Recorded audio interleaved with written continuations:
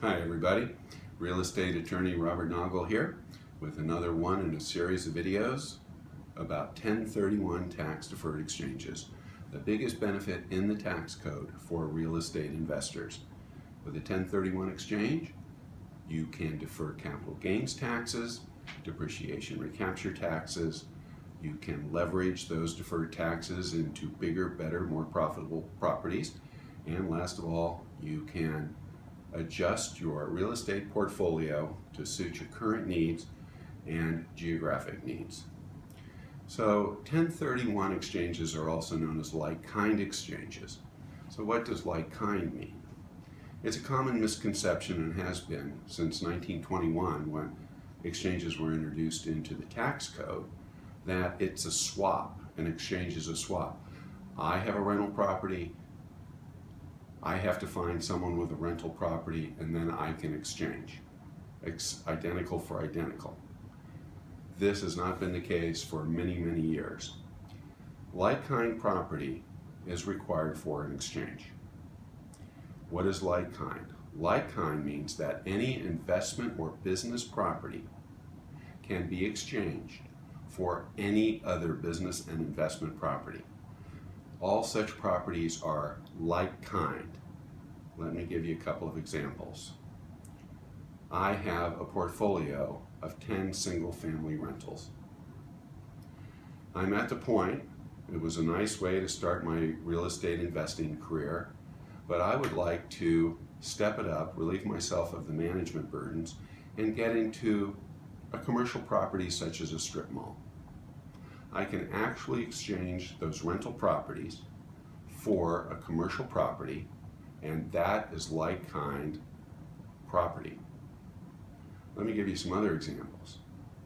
Let's say I have some raw land. I could exchange it for multi-unit. Or let's say I have an office building. I could exchange that for a commercial property, warehousing, logistics.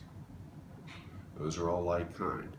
The only two types of property that are not considered like-kind are personal use property, i.e. primary residence, which we'll talk about in another video, and what is called dealer property. Again, I will talk about that in another video. Other than that, it's all like-kind. So what is the benefit of this very broad definition? One is, as an investor goes through the investment cycle, they may have different objectives, and those objectives can be achieved through a 1031 tax-deferred exchange. And rentals are one example, exchanging into a strip mall.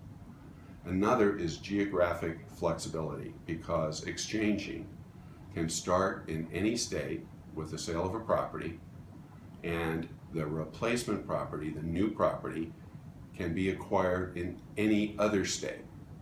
So for example, if I live in Wyoming, I could sell my business or investment property there and acquire property in Boca Raton.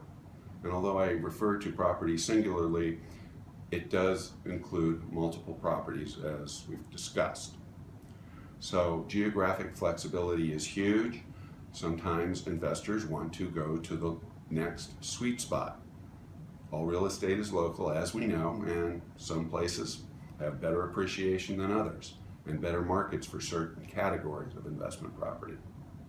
So with this, think about your real estate, think about what your needs are, and in the next video, I'm going to explain the mechanics of how an exchange is actually conducted. But until then, this is really a huge benefit. I encourage you to meet with a real estate advisor and consider all of your options.